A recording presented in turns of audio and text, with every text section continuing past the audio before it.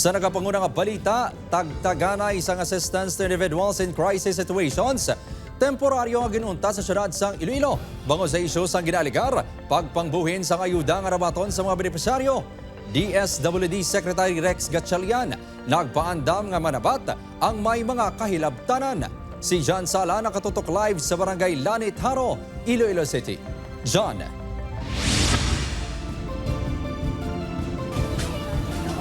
Kim, bangod sa mga issue kag problema sa tagtaganay sang ayuda diri sa Iloilo City, temporaryo anay ginpauntad sang Iloilo City Government kag sang DSWD 6 ang tagtaganay sang ayuda agod nga maklarohan sa mga issue. Nagalalain kuno apang wala man sa may mahimo si alias Marie, residente sa Barangay Takas Haro, matapos ginaligar ginkuha sa ilang 8,900 pesos. Sa panaysayon sininatabo kuno ang payout sa third floor sang Iloilo City Hall. Sang nanaog na kuno sila sa dalom, dito na ginkuha sang staff sang isa kuno ka barangay kagawad sang Barangay Takas Haro ang 8,900 pesos. Ginkuha ang 10K. Tapos, pagkuha sa 10K, balik tamon 1K lang. So, natingala kami. Tapos ginambala niya kami nga para kuno to sa mga hospital bill. Sino kay alias Inday, residente naman sang Barangay San Juan Molo, may nagmuno kuno sa ila nga may ayuda sila nga 10,000 pesos apang 1,000 pesos lang kuno ang ila makuha. Ginpayag sini nga isa ka empleyado sang City Hall ang nagpatigayon sa ila. Natabo naman kuno ang payout sa Arevalo sa pagpanguna sang DSWD. Aminado man ini nga wala nag-agi sa barangay ang mga payout. Matapos kuno nga mahatag sa ilang 10,000 pesos, ginkuha man ang 9,000 pesos.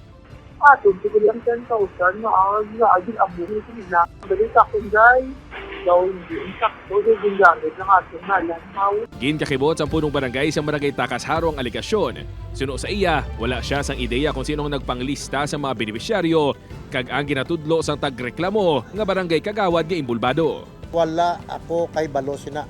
Wala ako idea kung sino ang nanglista sa ila, kag kung sino ang kagawad nga nagkuha sang 8,900 para nga ibulig kuno sa financial assistance sang mga pumuluyo.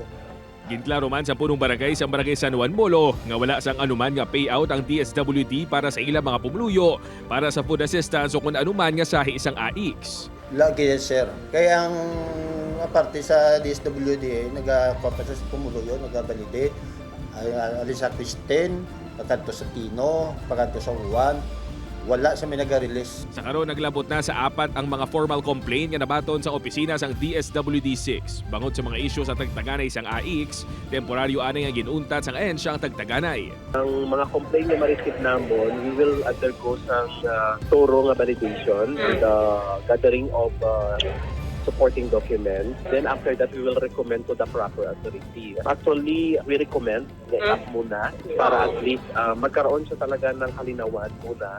Santo naman sa mensahe nga ginpadala ni DSWD Secretary Rex Gatchalian sa news team, nagpasalig ini nga ginatutukan na sang regional office ang nasambit nga mga reklamo kag nagpasalig nga papanabat ang mga may kahilabtanan sini.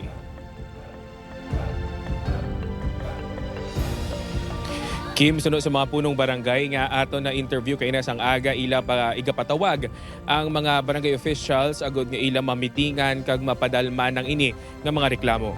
Kim? Madamogid nga salamat, John Sala.